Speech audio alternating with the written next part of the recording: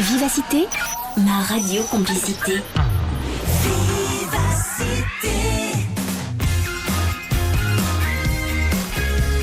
Jusqu'à 15h sur Vivacité, la vie du bon côté, avec Thomas Leridez. Oui, on est bien là. Bonjour à toutes, bonjour à tous. Bienvenue dans la vie du bon côté. On vous présente cet après-midi une thérapie inédite et rapide, combinant hypnose, pleine conscience et méditation. Zéro mental, c'est le nom de cette thérapie qui apporte un nouveau concept en offrant des clés et une combinaison de techniques simples et efficaces pour sortir de l'hypnose mentale quotidienne dans laquelle nous sommes plongés à notre insu. Bonjour Frédéric Vincent. Bonjour à tous. Bienvenue dans la vie du bon côté. Vous êtes le créateur de la pédagogie zéro mental. Je fais la présentation d'abord parce que c'est un peu long et ensuite on s'entretient. Okay. Vous êtes spécialiste du changement rapide. Vous formez depuis 2010 en Europe des praticiens et maître praticien en hypnose ericksonienne. Vous les formez à gagner en temps et en efficacité dans leur accompagnement hypnothérapeutique. Alors on va rentrer directement dans le vif du sujet. De quoi est-ce qu'on va parler cet après-midi ? Qu'est-ce que le zéro mental, Frédéric ? Le zéro mental, c'est une technique pour se libérer de nos limites. Oui. Et on va s'apercevoir que nos limites, en fait, sont avant tout des limites mentales.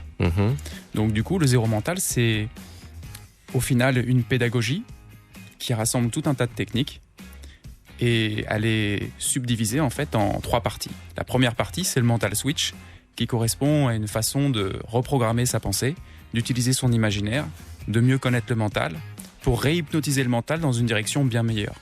C'est ce qui pourrait être équivalent aux techniques, par exemple, d'auto-hypnose, d'hypnose, de PNL. Et puis, on a une deuxième partie, qui est le mental off. Le mental off, c'est pour apprendre à se recentrer rapidement, couper ses pensées, et retrouver un espace de silence intérieur. Donc, c'est très pratique, par exemple, pour créer un sas de décompression, se détendre, augmenter sa concentration, trouver un espace intérieur, etc. Ouais, c'est bien, ça va parler aux gens, ça, cet après-midi. Voilà. Et on a la troisième partie qui est le point zéro. Le point zéro, c'est un travail un petit peu plus profond, un petit peu plus subtil, qui permet de s'établir en amont des croyances les plus profondes qu'on a sur qui on croit être, ou ce qu'on croit être le réel. Alors, je le disais, on est toutes et tous plongés dans une sorte d'hypnose mentale quotidienne. Elle se fait à notre insu, c'est ce que vous dites, Frédéric ? Ça se fait à notre insu, sinon on n'aurait personne qui viendrait en thérapie. Oui. En fait, ce qui se passe, c'est que quand vous avez une personne qui vient en thérapie, par exemple, qui est jalouse, ou qui est trop jalouse, ou qui a une peur, ou qui a une limite, ou qui a un blocage, ou qui a des compulsions, ou qui a des problématiques, c'est qu'elle ne le contrôle pas consciemment. Déjà, ça c'est la première chose. Et puis si on pose tout simplement là une première question à nos auditeurs en leur demandant tout simplement, d'après vous, est-ce que c'est vous qui pensez, ou bien est-ce que c'est la pensée qui pense, même si vous ne le voulez pas? Oui. C'est bien parce qu'il faut parler lentement pour pouvoir imaginer en même temps ce que vous êtes en train de nous dire. Voilà. Est-ce que c'est vous qui pensez, ou bien est-ce que c'est la pensée qui pense, même si vous ne le voulez pas? Voilà, très bien. Donc si vous avez un avis là-dessus, n'hésitez pas. Voilà. Et là, on se rend compte que bien évidemment, c'est la pensée qui s'auto-active seule. Parce que si elle ne s'auto-activait pas seule, on pourrait arrêter de penser pendant 1 heure sur commande. Et je crois que la plupart des auditeurs ont au moins testé une fois dans leur vie d'arrêter leur pensée, par exemple parce qu'ils pensaient trop avant d'aller dormir ou à un autre moment de leur vie, et qui se sont aperçus que quand on essaye d'arrêter le mental, c'est là que ça devient plus difficile. Et que le mental... Et le mental ? Et le mental, c'est l'ensemble des idées et des images. Rapidement, sans rentrer dans trop de détails dès le départ. C'est ça. C'est l'ensemble des idées et des images que j'ai par rapport au futur, au passé et à la surinterprétation du présent. Donc tout ça, c'est le mental. Vous qui nous écoutez, si vous trouvez que vous avez un mental hyperactif, que vous n'arrivez pas à arrêter le flot incessant de vos pensées, que vous ramenez vos soucis de travail à la maison et inversement vos soucis familiaux au travail, venez nous faire part de votre témoignage et surtout des conséquences sur votre vie de couple, au travail, etc. Pour intervenir cet après-midi, elle téléphone tout d'abord 070 23 33 23, le SMS ensuite 30 63 50 centimes. Et vous allez voir avec notre invité cet après-midi encore, on prend la vie du bon côté.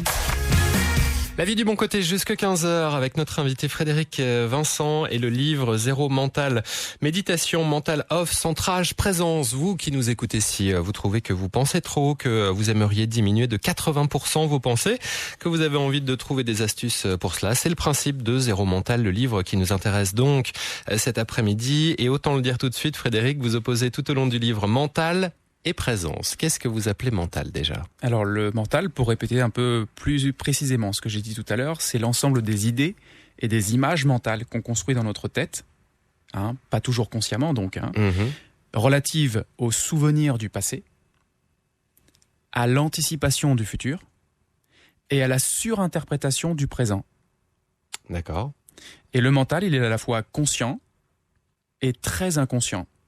C'est-à-dire que même si on a l'impression de ne pas penser, à la limite, ça ne veut pas dire qu'il n'y a pas une grosse activité mentale inconsciente qui finalement filtre et crée une distorsion de la perception de la réalité. C'est-à-dire que vous et moi, si on va dans une situation, on ne va pas forcément avoir la même façon de le vivre, ni de l'interpréter. Si vous prenez deux enfants qui sont au bord de l'eau, par exemple, il y en a un qui se prend une vague sur la tête, il pleure, il va voir sa mère, il a peur de revenir sur la vague. Et le second, il prend la vague, la même vague, et lui, il rigole, il a envie d'aller sur la vague suivante. En fait, la différence, c'est l'interprétation qu'on fait de l'événement. Et c'est aussi là-dessus qu'on agit généralement quand on pratique les techniques d'hypnose, de PNL, de transformation, de changement rapide. C'est sur ce filtre mental qu'on agit. Donc ça, c'est la première chose. Ce filtre mental, on peut l'améliorer. Ça, c'est le mental switch. Et puis, effectivement, le mental, lui, il s'auto-active seul quand on regarde bien. Et si on va même un peu plus loin, on s'aperçoit que là où on pense qu'on pense, d'habitude, si on observe bien, on s'aperçoit qu'il n'y a pas vraiment de penseur. C'est plus des parties mentales qui s'auto-activent et qui donnent l'illusion d'un penseur. Quand vous dites s'auto-active, c'est-à-dire on sait où on est formaté à partir de son propre chemin de vie, de son propre process, sans forcément s'en rendre compte ? Disons que même si on ne s'en rend pas compte, on est formaté.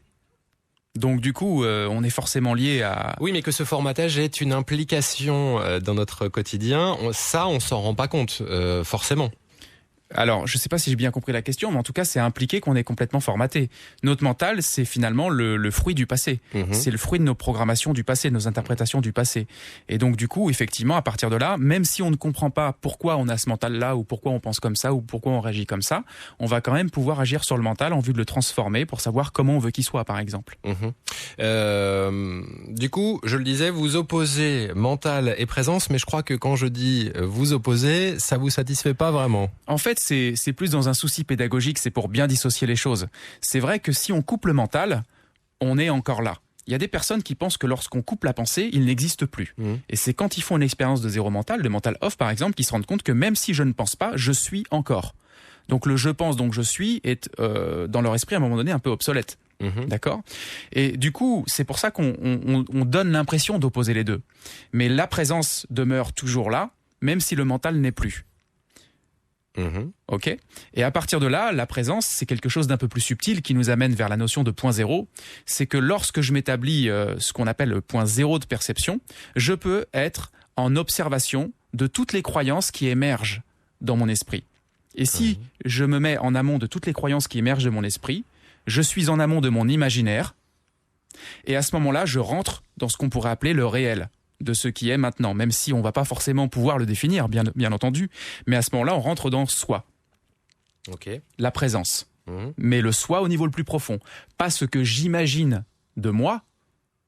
Ce que l'on est réellement. Ce que l'on est réellement au fond. Parce que si je vous pose la question à vous ou à n'importe qui d'autre, qui vous êtes ou qu'est-ce que vous êtes, vous allez répondre par le biais de votre mental, de ce que vous imaginez de vous. Vous pouvez penser que vous êtes quelqu'un de bien, puis vous pouvez penser aussi que vous êtes quelqu'un de pas bien.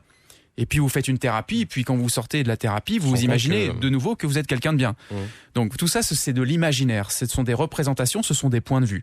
Il est possible de s'établir en amont des points de vue. C'est ce que, à l'origine, normalement, la méditation très profonde vise à atteindre. Alors vous l'avez dit tout à l'heure, le mental est un hypnotique très puissant qui nous fait toutes et tous naviguer entre désir, peur, croyance et ignorance, c'est ça ? Voilà, c'est un hypnotique bien puissant, très très très puissant, c'est le plus grand hypnotiseur de tous les temps. On ne peut pas s'empêcher véritablement de penser, on a des astuces, des techniques pour couper le mental l'espace d'un temps, mais quand le mental arrive dans notre esprit, on est complètement collé à lui, on est complètement identifié à lui. Voilà pourquoi, même malgré nous, on va penser au futur, on va penser au passé. Et c'est aussi comme ça qu'on peut créer, par exemple, une personne qui a des expériences passées d'une certaine nature. Elle peut finalement, à force de penser à son passé, devenir déprimée. D'accord ? Parce que dans son présent, elle a pu, par exemple, ce qu'elle a dans son passé. Et l'angoissé, lui, c'est plus par rapport au futur. Lui, il va construire des images du futur qui sont pas du tout OK. Il va créer une angoisse. Et on pourrait dire à partir de là, c'est bien, il y a beaucoup de gens qui passent beaucoup de temps à penser au futur. Mais si on regarde bien, à quel moment et quand commence le futur ? Oui. Et là, c'est une question qui, quand on se la pose, nous recentre naturellement dans le présent. Mais tout l'enjeu donc du débat de cet après-midi, c'est de comprendre, que l'on est hypnotisé et qu'on ne le sait pas forcément, de se déshypnotiser, c'est bien ça ? Effectivement. Il y a plusieurs étapes pour se déshypnotiser. Alors, la première, effectivement, c'est de se rendre compte qu'on est donc systématiquement dans une forme de rêverie mentale, ce qu'on appelle l'imaginaire. Au final, on se rend compte qu'on imagine notre vie. Quand on commence à pratiquer zéro mental, on se rend compte très très vite qu'on ne fait que imaginer notre vie. Ça, c'est la première chose. C'est un petit peu comme un rêve quotidien. La nuit, quand je dors, je suis identifié à celui qui est dans mon rêve. Et c'est seulement le matin que je me réveille et que je me dis, tiens, mais en fait, j'étais pas ça. J'étais pas un escargot, j'étais pas un oiseau. Et comment j'ai pu croire un truc pareil ? Et là où en apparence on pense être réveillé, on continue d'avoir notre mental qui s'auto-active et on est identifié à toutes les pensées qui passent dans notre tête. En cela, alors même qu'on pense être réveillé, on est toujours dans une forme de rêverie. Oui. Voilà. Et si vous êtes conscient que vous êtes dans cette rêverie, c'est quelque part la base qui va vous permettre de pouvoir vous en réveiller. Parce qu'on ne peut se réveiller d'un rêve que lorsqu'on est conscient de rêver. Effectivement. Alors à partir de là, la deuxième étape arrive, l'étape de mental off. Bon, l'étape de mental off nous permet de couper la pensée, de faire des expériences profondes, on peut toucher des états d'être, comme la paix, la joie, la tranquillité, l'amour et toutes ces choses-là. Tous ces états d'être, l'avantage c'est qu'on peut les toucher sans avoir besoin de déclencheur. D'habitude, pour déclencher de la joie, de la tranquillité, voilà, en tout cas un sentiment positif, c'est toujours lié à un objet, à une condition, à une situation, à une personne. Là, l'idée, c'est qu'on peut se brancher à l'intérieur de nous et aller trouver ça en nous. Donc, c'est ce qu'on pourrait appeler de la joie sans objet, sans avoir besoin de quoi que ce soit. Bon, ça, c'est le mental off. Et puis, la phase suivante, c'est vraiment de se déshypnotiser plus profondément parce que même si je suis en mental off, je suis encore identifié à ce que je crois être.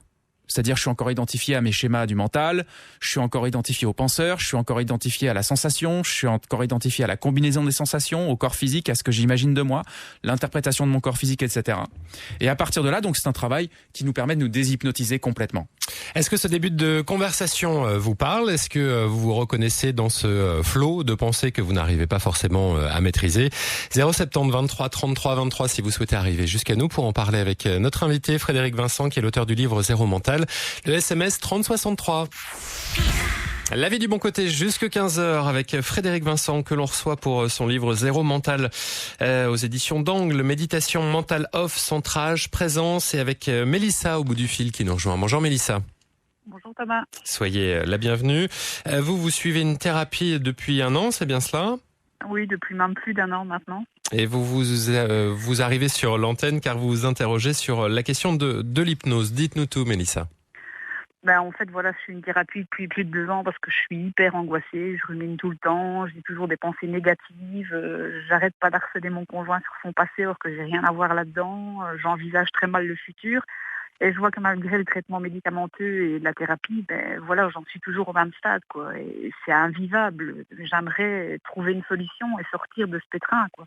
C'est-à-dire que vous vous reconnaissez tout à l'heure quand on disait celles et ceux qui nous écoutent cet après-midi et qui veulent sortir de cet enfer mental. Pour vous, c'est l'enfer mental, Mélissa ? C'est un enfer. On n'a plus l'impression de vivre, on a juste l'impression de survivre, mais plus de vivre, quoi. Thérapie, médicaments, jusqu'à maintenant, ça vous a pas grandement aidé, d'après ce que je comprends ? Non, parce que je ne sais toujours pas pourquoi je suis comme ça. L'hypnose peut-elle délivrer Mélissa de ses angoisses, Frédéric ? Alors déjà, bonjour Mélissa. Bonjour. Je ne sais pas si c'est vous qui avez gagné l'euro million, 160 millions, non. On le cherche partout. Non, c'est pas moi, Okay. Malheureusement. Alors, c'est vrai que quand on a une méthode qui ne donne pas de résultat, que ça soit au bout de 2 ans, 4 ans, 10 ans, changer de méthode ou prendre une autre méthode a beaucoup plus de chances de fonctionner. Ça, c'est la première chose. En termes, d'une façon plus générale, plus globale, l'hypnose, l'hypnothérapie, elle est vraiment reconnue pour pouvoir aider les personnes qui ont des angoisses. Donc maintenant, là où je peux vous aider par rapport à l'interaction qu'on a ensemble, c'est d'être peut-être un petit peu plus précis. C'est vrai que si vous voulez agir sur vous-même, il y a deux solutions. Ou vous allez voir un praticien d'accompagnement qui va vous aider à reprogrammer quelque part tout ça, vous libérer de vos angoisses, identifier ce qui vous angoisse le plus, là où il y a les angoisses les plus fortes, et puis commencer à vous libérer comme on pourrait larguer les amarres et se libérer progressivement. Après, les angoisses, ça peut être aussi lié à notre système de croyance, la façon dont on se perçoit soi-même, la façon dont on perçoit son futur. Puisque j'imagine que si vous êtes angoissé, c'est par rapport à votre futur. Oui, enfin même pas passé, futur, présent. D'accord. Je sais pas où j'en suis, quoi. Vous savez pas où vous en êtes. D'accord. Non. Donc l'idée, c'est que déjà, la deuxième possibilité, c'est de commencer à savoir agir sur soi-même et à utiliser son cerveau. C'est-à-dire comprendre que vos pensées créent votre réalité. Oui. Si je vous demande par exemple de vous mettre debout, de fixer un point en face de vous et d'imaginer que ce point vous attire très fortement vers l'avant, vous allez être attiré vers l'avant. Tout votre corps va pencher vers l'avant. Oui. À partir de là, c'est la même chose pour vos pensées. Si vous avez une bonne pensée, votre pensée va générer des sensations dans votre corps, va générer des trajectoires inconscientes, va générer des automatismes. Donc la première chose, c'est de commencer à savoir ce qu'on veut penser et ce qu'on veut choisir comme pensée. Alors généralement, quand on a beaucoup d'angoisse, c'est une force très puissante qui nous attire vers le négatif. Et souvent, quand on pense à ça, on pense à ce qu'on ne veut surtout pas. Quelqu'un qui ne veut surtout pas perdre, quelqu'un qui ne veut surtout pas que ça se passe pas bien, quelqu'un qui veut surtout pas avoir telle difficulté, il finit par les attirer à lui parce qu'il s'y prend exactement de la bonne façon pour ça. Il pense à ce qu'il ne veut surtout pas. Et quand il pense à ça, il se crée les images mentales de lui en train d'échouer ou de lui dans une situation difficile. Mmh. Alors qu'est-ce qu'on pourrait conseiller concrètement à Mélissa qu'elle puisse mettre en application dès maintenant ? Voilà, d'identifier ce schéma, de prendre conscience de ça, c'est-à-dire que d'être plus consciente de ce qui se passe en elle et de savoir que finalement ce sont ses pensées qui conditionnent sa réalité. La deuxième chose, c'est de commencer, par exemple, quand il y a une angoisse par rapport au futur, parce que généralement les angoisses, c'est par rapport au futur, c'est rarement par rapport au passé. Après, si c'est des stress et d'autres choses, ça porte un autre nom, mais c'est OK. Donc du coup, c'est de commencer à, par exemple, imaginons que vous angoissez à l'idée d'un événement futur, eh bien, à ce moment-là, de préparer dans votre esprit une autre façon d'envisager cet événement futur, à l'idéal exactement comme vous voudriez qu'il se passe. Et à chaque fois qu'il y a la pensée négative qui arrive, faire en sorte de switcher vers ce nouvel élément jusqu'à le ressentir pleinement. Un petit peu comme j'imagine par exemple une situation très agréable et dans laquelle je l'imagine tellement bien que je vais finir par ressentir l'agréable à l'intérieur de moi. Ça, c'est une façon de commencer à piloter votre cerveau. La deuxième possibilité, c'est de commencer à éteindre votre mental l'espace d'un temps. Si par exemple tout à l'heure, vous vous amusez à vous asseoir confortablement et de fermer vos yeux et d'immobiliser simplement les muscles de votre langue pendant 2 minutes, 3 minutes, 10 minutes, vous allez de toute façon diminuer très fortement le flot du mental. Vous allez générer une relaxation qui va être équivalente. Et vous allez commencer à créer un apaisement, un sas de décompression. Là, c'est plus la version, effectivement, où on commence à savoir agir sur son cerveau, savoir agir sur soi, utiliser des leviers pour être plus conscient et être, driver sa vie. Le thérapeute, c'est autre chose. La technique de l'hypnose du zéro mental, ça fonctionne extrêmement bien. Merci à vous Mélissa pour votre témoignage cet après-midi. Merci d'être intervenue. L'exemple de la technique de la langue, ça fait partie des techniques qui sont abordées dans le livre. Ouais, c'est ça. Il y a beaucoup de techniques dans le livre en fait. Il y en a même qui ne sont pas présentes dans le livre. Le zéro mental a fait des sélections, donc il y a des techniques qui sont déjà connues. Et puis parmi ces sélections, il y a des techniques qui sont revues. C'est-à-dire pour les faciliter, les simplifier, donner des astuces. Et là, c'est donc des techniques qui sont un peu plus inédites au zéro mental. Et vous avez aussi des techniques qui viennent purement du zéro mental aussi. Des techniques qui sont volontairement simples, mais pas simplistes. Alors volontairement simple, pourquoi ? Parce qu'il faut absolument que le mental ait le moins de choses à penser quelque part pour pouvoir s'éteindre.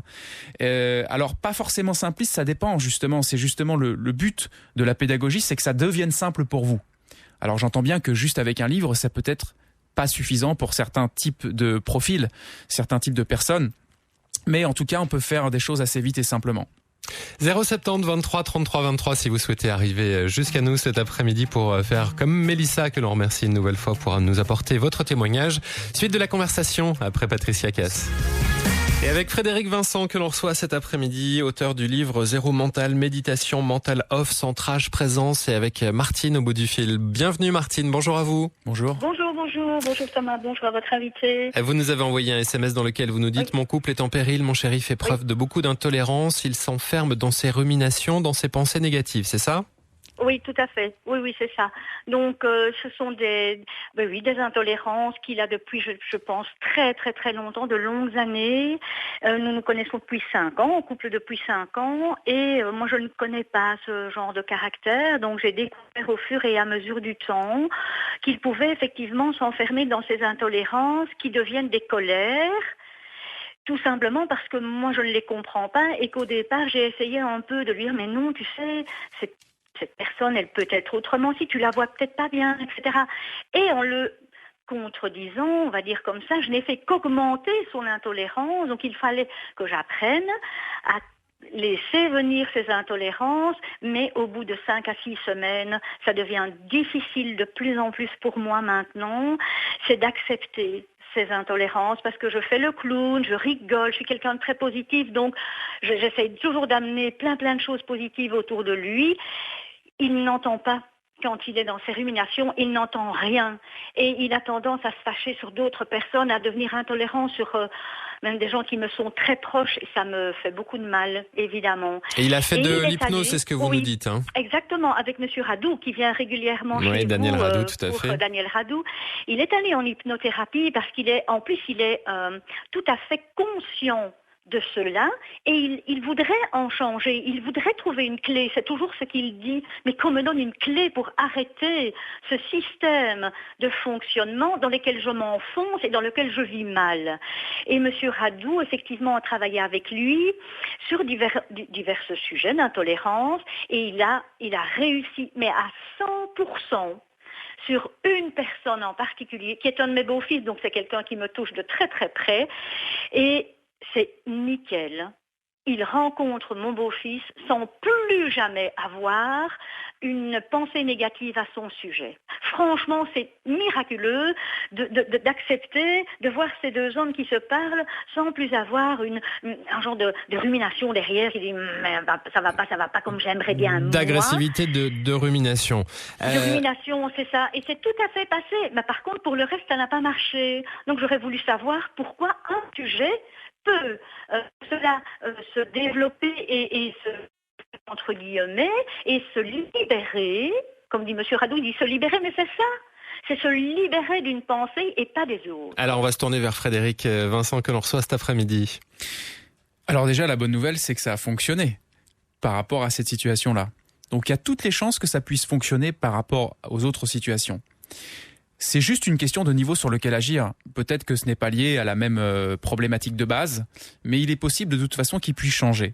S'il est motivé, de toute façon, il va pouvoir continuer sa démarche et je l'encourage vraiment à le faire. La deuxième chose, c'est qu'il a aussi également la possibilité d'apprendre lui-même cette fois-ci, au-delà du fait d'être accompagné, d'apprendre lui-même de mieux piloter son cerveau, d'apprendre à se calmer, se détendre, d'apprendre à mieux comprendre les mécanismes de son mental pour mieux s'en libérer.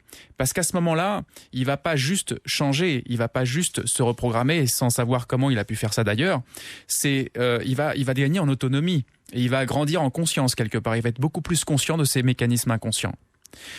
Après, la deuxième chose que je pourrais vous dire par rapport à tout ça, c'est comment vous le vivez vous. Parce qu'au final, il y a sa souffrance à lui. Et on entend là au téléphone que finalement, c'est déjà vous qui décrochez votre téléphone et c'est aussi à l'intérieur de vous que ça se passe. Et j'entends que c'est pas tout à fait OK pour vous. Et ça veut dire quoi ? Ça veut dire qu'à un moment donné, l'idée du zéro mental, c'est de redevenir maître en soi et pour recoller à ce que vous avez dit tout à l'heure, redevenir soi. Là où vous disiez, je suis obligé un petit peu de pas être tout à fait moi-même, faire le clown, etc. Voilà. L'idée, c'est que l'autre piste, c'est de faire un travail sur vous-même pour retrouver votre nature tranquille, votre nature profonde, et pouvoir vous libérer également de toutes les contradictions que ça peut, toutes les choses désagréables que ça peut générer en vous. Merci à Martine pour son témoignage cet après-midi et son expérience. On se rapproche de l'actualité de 14h. J'ai quand même envie, avant l'info, de vous demander les différentes phases du zéro mental. Il y en a 3, je crois. Alors, les 3 phases, je les ai un peu évoquées tout à l'heure d'une certaine manière. Mental switch, mental off et point zéro. À l'origine, dans le livre, on les a évoquées d'une manière un peu différente en disant que la première phase, c'est la phase de dissociation. D'habitude, je suis hypnotisé par mon mental dans le sens où quand il me ramène une image, je suis complètement associé à cette image. Par exemple, il me ramène une image du passé ou du futur, je suis acteur du film que me ramène mon mental. Je suis avec ça. Comme quand je regarde un film, je suis complètement dedans et associé. Donc je vis les émotions qui vont avec. La première phase peut être une phase de dissociation. Je commence à m'éloigner de cette image. Je prends conscience que je suis pas forcément ce mental. Exactement, je ne suis pas cette image. Je m'éloigne de cette image et j'observe ce moi-même dans l'image. Et donc là, du coup, je désactive potentiellement les émotions, les ressentis qui sont liés au film que me menait mon mental. Ça, c'est la phase de dissociation. La deuxième phase, c'est la phase de dissolution. La phase de dissolution, c'est dissoudre complètement toute image ou toute pensée l'espace d'un temps, mental off. À ce moment-là, ça va durer quelques secondes, quelques minutes, ça varie, il y a des va-et-vient, et à partir de là, j'entre toujours de plus en plus profondément en moi-même. Et je m'émancipe de certaines choses, parce que quand je fais ça, faut pas oublier que l'inconscient en profite pour reprogrammer et libérer des choses aussi. Quand je change de perception, mon inconscient réagit à ça. Si j'ai un bon angle de perception par rapport à une problématique, mon inconscient va en profiter pour me libérer de cette même problématique. C'est ce qu'on appelle la reprogrammation rapide de l'inconscient. Puis la troisième phase, c'est la phase de présence dont on a déjà parlé tout à l'heure. C'est de revenir quelque part à ce fameux état originel qui n'est pas à créer, mais qui est juste à retrouver, que l'on a déjà en nous, qui est le même pour moi, qui est le même pour Thomas, qui est le même pour vous. C'est revenir en amont de toutes nos programmations les plus profondes. Alors, si je veux être un peu concret, si on prend en compte ces trois phases-là, c'est un travail sur le long cours, c'est un travail sur le court terme, comment ça se passe exactement ? En fait, c'est très variable parce que ça peut être instantané, très rapide, tout comme l'hypnose, la PNL nous propose un travail express quelque part, très, très en lien avec l'air du temps d'ailleurs, très pratique. Et puis en même temps, c'est un travail de fond. Je dirais que c'est un travail quotidien. Un travail d'observation quotidienne de nos propres schémas pour redevenir plus conscient puisque notre mental a tendance à nous endormir très facilement.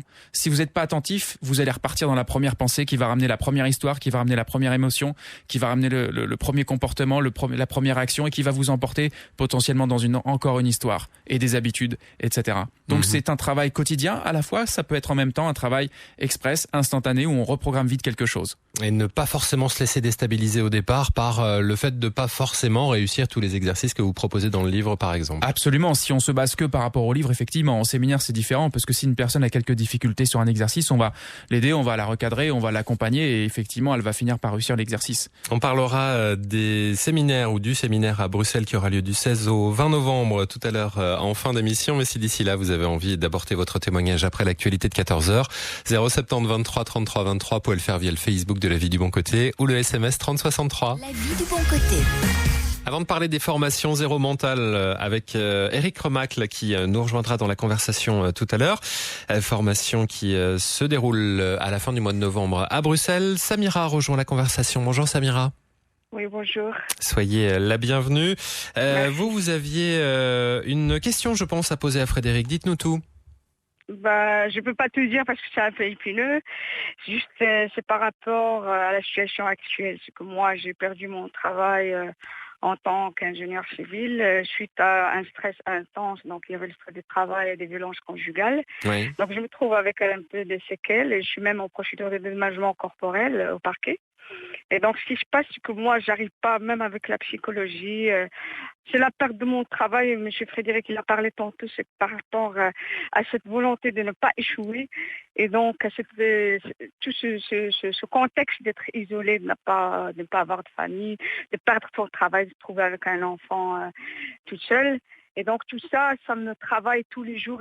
On dit que j'arrive pas à avancer. Mais à côté, il y a les douleurs physiques. Ça veut dire il y a des acouphènes, il y a de l'arthrose, il y a une mâchoire abîmée. Oui. Est-ce que face aux douleurs physiques, on s'est reprogrammé en sachant que j'ai fait l'étude de la PNL, j'ai pas réussi. Donc votre question c'est est-ce que le mental peut faire face aux douleurs physiques, c'est ça ? Oui, parce que c'est des douleurs permanentes. Voilà quoi. Je vais vous répondre d'une façon un peu plus complète, un peu plus globale.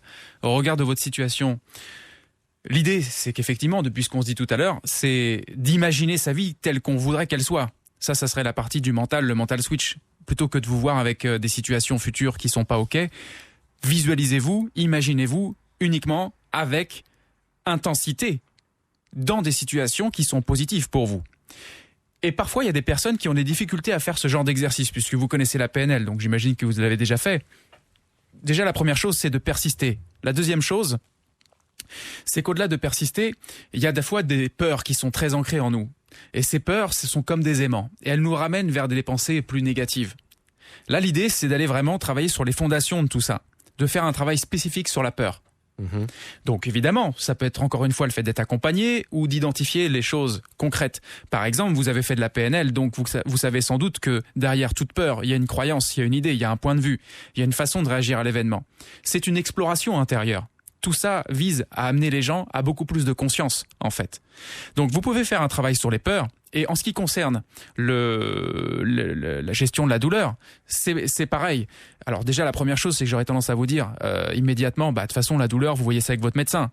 Maintenant, si votre médecin il est OK pour vous travailler au psychologique pour pouvoir diminuer la douleur, bien sûr, vous êtes bienvenu dans ce type de technique. Vous le faites. Et à ce moment-là, qu'est-ce qui se passe? Comment vous pouvez gérer tout ça? Déjà, si vous diminuez le stress, si vous diminuez l'inconfort mental, comme le stress crée des contractions, souvent, ça libère déjà le corps. Et parfois, juste en faisant un travail sur les peurs, on relâche profondément le corps. Ça, c'est la première chose. La deuxième chose, c'est que s'il y a vraiment des douleurs, d'une nature répétitive ou passagère. Vous pouvez également travailler avec le mental exactement comme certaines techniques d'anesthésie sont utilisées. Par exemple, vous avez mal au bras, vous pouvez simplement vous imaginer pendant qu'on vous triture le bras parce que vous faites une opération avec une anesthésie locale ou par exemple sans même anesthésie, vous pouvez vous imaginer dans un autre endroit. Là, je suis à la radio, je peux m'imaginer sur une plage. Je sais pas moi où vous voulez aller. Allons où vous voulez, j'en sais rien moi, aux Seychelles. Aux Seychelles, sur une belle plage aux Seychelles, avec la température qu'il y a sur la plage, avec les sensations, toutes les sensations et toute la sensorialité qu'il y a sur cette plage, et je m'y mets à 150% là-bas. Pendant que je suis là-bas, c'est le principe de dire que lorsque l'esprit est ailleurs, le corps ne souffre pas. En tout cas, il y a une forte diminution de la sensation de la douleur. Et puis la dernière chose que je pourrais dire là-dessus, même s'il y en a d'autres, bien sûr, c'est de dire que tout ça, c'est proportionnel aussi à l'identification qu'on a à la douleur elle-même. Et les conséquences et toute l'histoire qu'on se fait derrière cette douleur. Ça peut avoir un effet d'amplifier ou de diminuer l'intensité. Donc plus je suis identifié à une douleur, plus potentiellement je la renforce. Et mon rapport à cette douleur, vous voyez par exemple, vous avez des fakirs, ils arrivent à se faire des trucs, ils ont un rapport au corps particulier, mais ils ont également un rapport au corps à la sensation, à l'information. C'est aussi un entraînement. À partir de là, l'identification plus ou moins forte à la douleur psychologique, j'entends maintenant, diminue potentiellement la douleur physique si tant est qu'il y a un lien entre les deux. Voilà ce que l'on pouvait vous dire, Samira, pour votre question et témoignage cet après-midi. Merci à vous. On parlait de peur avec Samira et avec vous, Frédéric. Est-ce que c'est de la même manière pour toutes les notions, si l'on a envie de travailler par exemple sur le lâcher-prise, le zéro mental peut nous amener aussi à ça? C'est l'occasion d'en parler parce que souvent, en fait, par rapport à lâcher prise, il y a souvent la peur de lâcher prise. Oui. Et on pourrait simplement dire à notre client, lâcher prise, vous avez peur de quoi en fait? C'est la peur de lâcher quoi? Et on s'aperçoit quand on creuse un petit peu que c'est la peur de lâcher une idée que nous avons de nous-mêmes ou d'une situation ou d'un contexte ou de points de repère qu'on peut avoir dans la vie. Le lâcher prise, c'est quelque part lâcher le mental. Vous avez une phrase qui résume bien ça, qui dit que celui qui est libre de son mental est libre de tout. Celui qui a lâché son mental a vraiment lâché prise, parce que vous avez différents niveaux de lâcher prise en réalité. C'est pris à toutes les sauces un peu le lâcher prise. Oui. Donc ça dépend du niveau de lâcher prise, et c'est vrai que le zéro mental, on peut aller vers ce qu'on pourrait appeler le lâcher prise final, qui fait que si on lâche prise sur les 3 croyances racines de qui on croit être, ou de ce qu'on croit être le réel, que je suis le penseur, que je suis le corps, que je suis l'agissant, qu'on lâche prise par rapport à ces 3 croyances racines qui sont la racine de toutes les autres histoires que construit notre mental par-dessus, à ce moment-là, on vit un lâcher prise total et complet.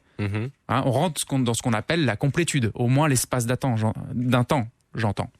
Oui, c'est pas facile à dire, très bien. On s'est dit pas mal de choses depuis le début de cette émission. Le mental qui agit donc comme un filtre hypnotique, le mental qui est fait d'imaginaire et de rêverie, ça on l'a dit un peu tout à l'heure. Le mental qui entretient la frustration aussi, ça on n'en a pas encore parlé. Ouais. Comment ça marche ça, la frustration, et en quoi le zéro mental peut nous aider? La frustration, elle est liée au désir. au désir d'atteindre quelque chose. Si j'ai un grand désir d'atteindre quelque chose, j'ai généralement, inconsciemment au minimum, une certaine frustration tant que je ne l'ai pas atteint. Donc la libération du désir nous permet de nous libérer de la frustration. Après, il y a une façon de simplement, encore une fois, être plus conscient de ce qui se passe, de diminuer l'intensité, je dirais, de l'attente, de savoir projeter un désir, de savoir se projeter dans une situation et puis en même temps de lâcher prise. C'est ce qui se passe, par exemple, dans les techniques type loi d'attraction. Je ne sais pas si vous connaissez Le Secret, la loi d'attraction, tout ça. Un truc qui est super important, c'est que quand vous vous projetez dans une situation idéale telle que vous voulez qu'elle se produise, c'est d'avoir juste ensuite le lâcher-prise qui va avec. Parce que sinon, ça veut dire que vous vivez avec la peur que ça ne fonctionne pas. Et du coup, la peur élimine le résultat. Alors, c'est plus facile à dire qu'à faire, effectivement, parce que plus le désir est fort, plus l'exercice que je viens de vous décrire est délicat. D'où l'importance de se recentrer au maximum, puisqu'avant tout, le zéro mental, c'est une technique de recentrage pour retrouver son propre centre. Et se rendre compte que nous sommes déjà le centre, au fond. Et d'ici quelques minutes, on parlera des différents niveaux progressifs du zéro mental. On rentrera dans le détail d'ici quelques minutes. 070 23 33 23 pour en parler avec nous cet après-midi. Si vous avez des questions, n'hésitez pas, par SMS pour vos témoignages et par Facebook pour réagir via la page de La Vie du Bon Côté. Jusqu'à 15h sur Vivacité, La Vie du Bon Côté, avec Thomas Leridez. Et avec un Thomas par SMS également qui nous demande ceci. Bonjour, je souhaiterais savoir si c'est possible de s'auto-hypnotiser sans le savoir, car comme on le sait tous, la vie est faite de haut et de bas. J'ai eu comme un déclic et maintenant je ne réagis plus à aucun événement de la vie, que ce soit un heureux événement ou alors les mauvaises nouvelles. En fait, c'est qu'on est déjà tous auto-hypnotisés sans le savoir. On est déjà sous hypnose. On est déjà hypnotisé par notre mental. Voilà. Ça, c'est la première chose. La deuxième chose, c'est que par rapport au fait de ne plus réagir réellement à ce qui se passe autour de lui, j'ai envie de l'inviter à se recentrer profondément en lui-même, au plus profond de lui-même, pour reconnecter à sa sensorialité. Et j'ai envie d'aller même plus loin là-dedans pour reconnecter au plus profond de son cœur. C'est-à-dire d'aller tellement profondément en lui-même, en coupant le mental par exemple, qu'à ce moment-là, il va se reconnecter à l'espace de l'instant, dans lequel il y a le cœur, le corps, la sensorialité du corps, parce que c'est quelque part les constructions mentales qui se sont surajoutées, qui l'ont quelque part coupé un peu de tout ça, qui l'ont mis dans une routine, une continuité, un pattern, un automatisme qui fait que le cœur c'est un peu fermé. Pour réouvrir le cœur, on retourne vers ça. Quand on dit retourner vers son identité profonde, c'est quelque part revenir au plus profond de son cœur. Tout ça, ce sont des métaphores. Et quand on revient comme ça, on réouvre le cœur. Oui. Donc, la joie réémerge. Voilà pour votre témoignage, Thomas. Merci pour votre question. On avance un petit peu puisque là, il nous reste une petite demi-heure à passer ensemble. On le disait, vous proposez toute une série de techniques simples. On va en parler d'ici quelques minutes avec quelques exemples. Vous détaillez entre autres les différents niveaux progressifs du zéro mental. Le premier niveau, c'est celui de prendre déjà conscience de ses pensées. Voilà, parce que vous avez des personnes, par exemple, qui sont pas forcément au courant qu'elles pensent. Vous leur dites, tu penses toi des fois ? Non. Donc déjà prendre conscience qu'on pense. C'est plus rare, mais prendre conscience qu'on pense. Premier niveau. Deuxième niveau, se semi-détacher de ses pensées. Voilà. Alors, c'est une échelle qu'on est en train de décrire. C'est seulement là à titre indicatif. C'est pas plus que ça. C'est simplement pour vous guider un petit peu dans la démarche. Donc, être semi-détaché de ses pensées, c'est-à-dire c'est de percevoir ses pensées, voir ses pensées et avoir la capacité de quelque part commencer à s'en dissocier, comme on disait tout à l'heure. Être un petit peu avec, un petit peu pas avec, et commencer à comprendre que il est possible de créer cette dissociation. Être semi-détaché. Le semi-détachement va se produire en fonction de l'intensité émotionnelle qu'on a dans le film que le mental nous amène, en réalité. Et l'étape d'après, elle est logique, c'est se détacher complètement de ses pensées. Se détacher complètement de ses pensées, c'est de savoir qu'on n'est pas ses pensées. Ça veut pas dire que profondément, les pensées vont pas continuer de nous hypnotiser. Mais c'est un savoir interne qui nous permet de porter déjà un regard différent là-dessus. Le quatrième niveau nous amène à aucune pensée consciente. Voilà, ça c'est le niveau mental off. Je fais l'expérience, peut-être même pour la première fois de ma vie, de couper complètement mes pensées et de m'apercevoir que je suis encore là. Aucune pensée consciente. Aucune pensée consciente, et il y a des niveaux de mental off, parce que c'est vrai qu'on peut avoir aucune pensée consciente et qu'il y ait quand même des pensées inconscientes qui soient là, mais de façon un peu plus subliminale. Okay, si je rentre dans un mental off tellement profond que je vais même rejoindre le cœur, le centre, l'absolu quelque part de soi-même, à ce moment-là, je vais rentrer même dans des états extatiques, qu'on pourrait appeler des états d'extase, etc., qui ne durent qu'un temps. Hein. Mais on peut vraiment aller loin là-dedans. Le niveau du dessus, temporairement aucune pensée consciente ni inconsciente. Bah voilà, c'est ce que je venais de décrire. C'est le niveau avancé de l'étape précédente. Avec l'état extatique, c'est ça ? Voilà, c'est ça. Si niveau 6, je suis fermement établi dans le zéro mental. Alors là, je suis fermement établi dans le zéro mental. C'est la capacité de finalement tourner son attention vers la zone de la non-pensée, silencieuse, insondable, indéfinissable.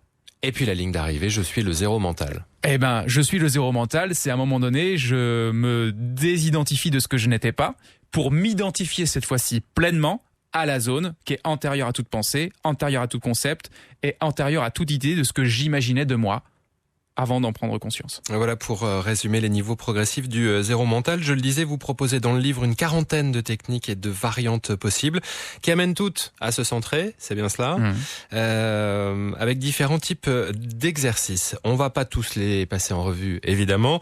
J'en ai repéré quelques-uns, j'en ai fait aussi quelques-uns. Vous qui lirez le livre, j'espère que vous les ferez également. Il y a d'abord le détournement d'attention comme premier exercice. C'est ça. C'est qu'en fait, il vous est sans doute arrivé quand vous étiez petit d'ignorer une personne. Peut-être même vous avez joué à l'ignorer à un autre moment de votre vie. Et vous remarquez que qu'est-ce qui se passe quand vous avez quelqu'un qui vous embête dans la cour de récréation ou ailleurs et que vous commencez à l'ignorer comme s'il n'existe pas, comme s'il n'est plus là. Qu'est-ce qui se passe ? Il vous embête et puis après il essaye de vous embêter encore un peu et vous faites toujours semblant qu'il ne soit pas là. Qu'est-ce qui va se passer d'après vous à l'arrivée ? C'est une question. On va continuer sans lui, sans faire attention. C'est-à-dire qu'en fait, toutes les tentatives qu'il a d'essayer de vous déranger, à un moment donné, il va se désactiver. Si vous vous y prenez de la même façon avec votre mental, c'est-à-dire de ne pas lui prêter attention, de l'ignorer comme s'il n'existe pas, vous allez pouvoir prêter cette fois-ci, pour peut-être la première fois de votre vie, à tout, sauf à votre mental. Parce que lorsque vous êtes dans votre vie, en général, vous n'y faites pas forcément attention, mais quels que soient les événements que vous les vivez avant tout dans votre mental, parce que votre mental filtre la perception de la réalité. Et ce qui est intéressant aussi, ce que vous dites dans le livre, c'est que le principe d'une pensée, c'est qu'elle vient, mais elle repart. Voilà. Tout ce qui vient repart, c'est la bonne nouvelle. D'habitude, on a une pensée qui vient jusqu'à nous et elle nous porte parfois donc des sensations désagréables parce que c'est une pensée qui ne nous plaît pas et on essaye de lutter contre cette pensée, etc. Mais au final, la sagesse aussi de l'observation, c'est de constater tout simplement que tout ce qui arrive repart. Donc plutôt que de regarder les choses arriver et de les traiter, observez que, alors même qu'elles arrivent, elles sont déjà dans un chemin de repartir. Et à ce moment-là, vous renversez complètement le système d'un point de vue du cerveau. Dans le même style, il y a aussi cette technique de la liberté avec le questionnement autour des images qui nous arrivent. Oui. Quelles que soient les images qui m'arrivent, qu'elles soient désagréables et même agréables, j'insiste beaucoup sur le fait que même les images agréables, eh bien à ce moment-là, est-ce que j'ai besoin de cette image pour être tranquille maintenant ? C'est un peu comme un mantra, une phrase que vous pouvez vous répéter régulièrement. Imaginons que voilà, vous êtes là, vous voulez être tranquille et puis vous arrêtez pas de penser à demain, vous avez un examen, etc. Et vous avez envie de faire du mental off ou en tout cas de vous relâcher, vider votre tête. Vous pouvez très bien vous dire à chaque fois qu'il y a une image mentale comme ça ou quelque chose qui vient, de vous dire ok, est-ce que j'ai besoin de penser à ça pour être tranquille maintenant ? Et le simple fait que toutes les réponses à cette question sont non, va automatiquement libérer le cerveau parce que vous le réorientez sur être tranquille maintenant. Et moi, je sais qu'en lisant le livre, ça a fait partie des choses qui ont percuté, de se questionner, de se demander si cette image me concerne, si j'en ai besoin, si elle va me faire avancer. Ouais.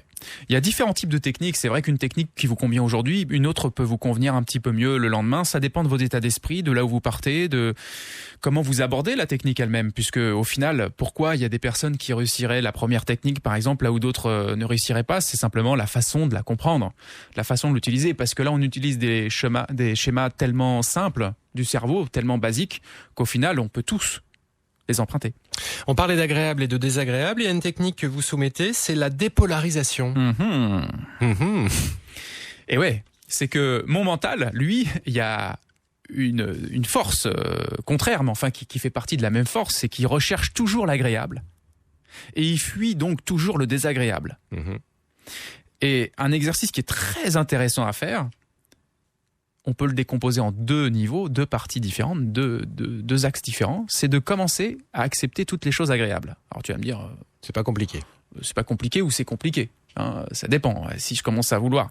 Mais si je commence à inverser les polarités, c'est-à-dire d'accepter le désagréable et de refuser même le désagréable, ce qui paraît un paradoxe. Refuser l'agréable. Refuser l'agréable, Ouais. mais je vous parle d'un point de vue mental, encore une fois. Vous allez pouvoir désactiver les polarités qui sont très puissantes sinon. Le fait de refuser l'agréable, c'est très paradoxal. On pourrait dire, bah, attends, j'ai envie d'être bien, l'autre il me propose de refuser l'agréable. Non. Quand tu refuses les désirs qui se manifestent dans ton esprit, en tout cas à l'espace de ta technique, à ce moment-là, il y a une désactivation profonde qui se fait.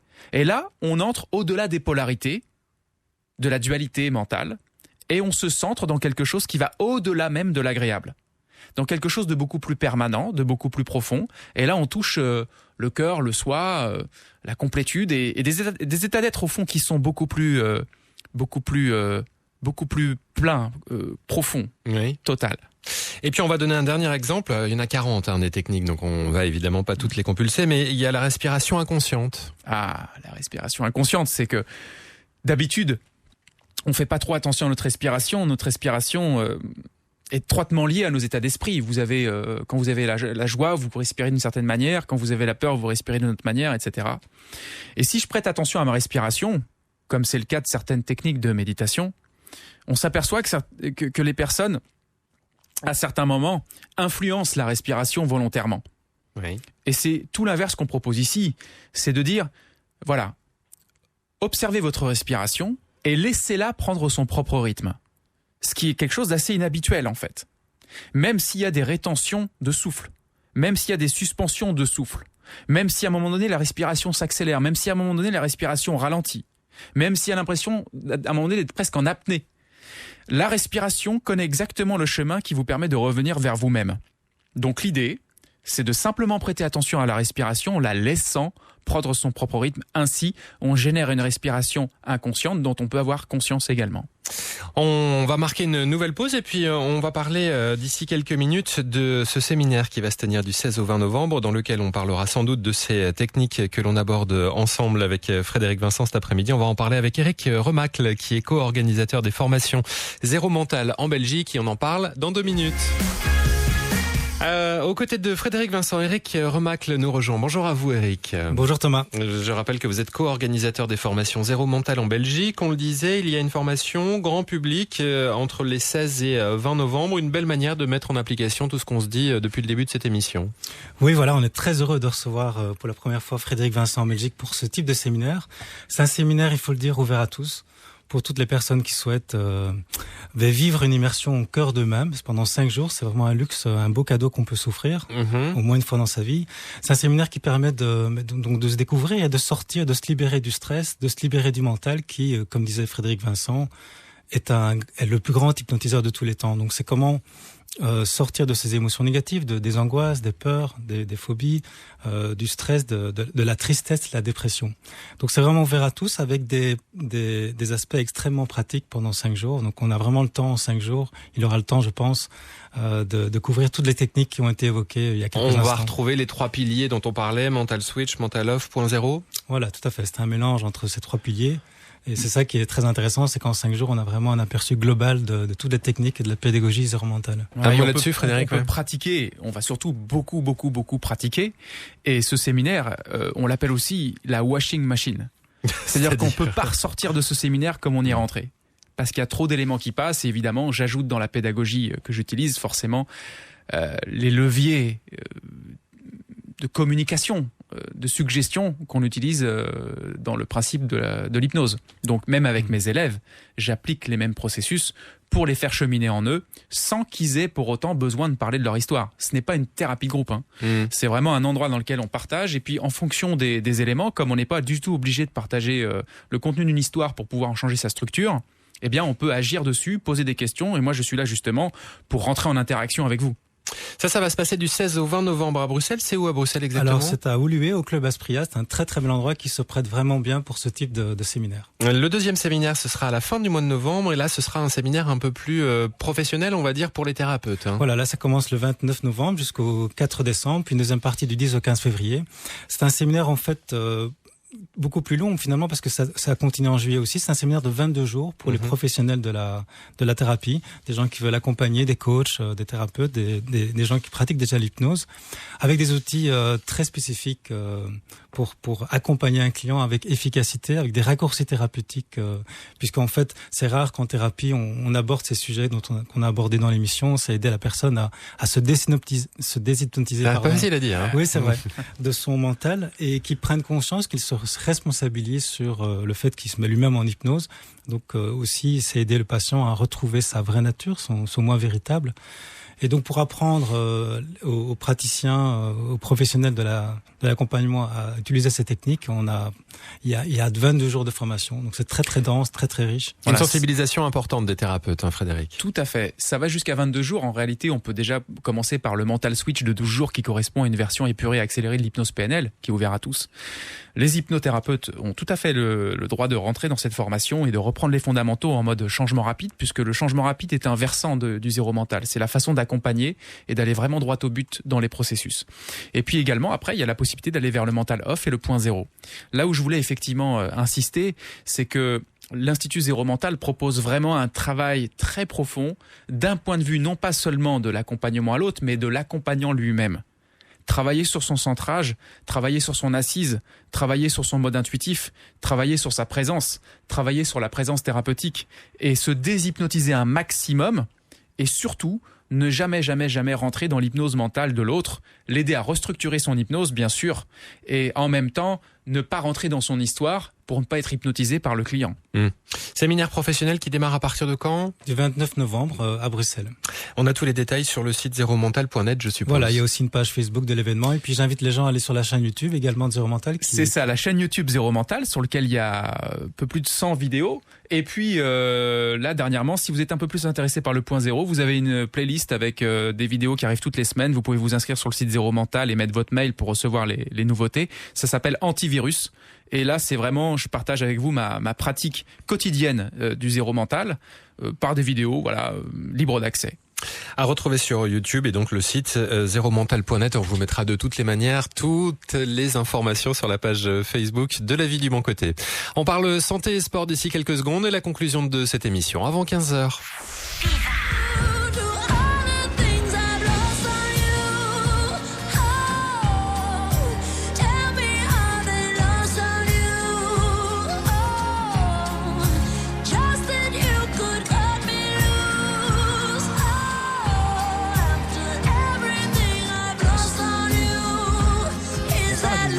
La chanteuse LP, Lost on You, pendant que nos invités discutent pendant la fin de cette émission. Ça tombe bien, le mot de la fin, Frédéric, il va être pour vous. Qu'est-ce qu'on s'est dit maintenant en 30 secondes, allez, 30-40 secondes? Qu'est-ce qu'on se dit depuis le début de La Vie du Bon Côté, depuis 13h maintenant, autour du zéro mental? Qu'est-ce qu'il faut retenir?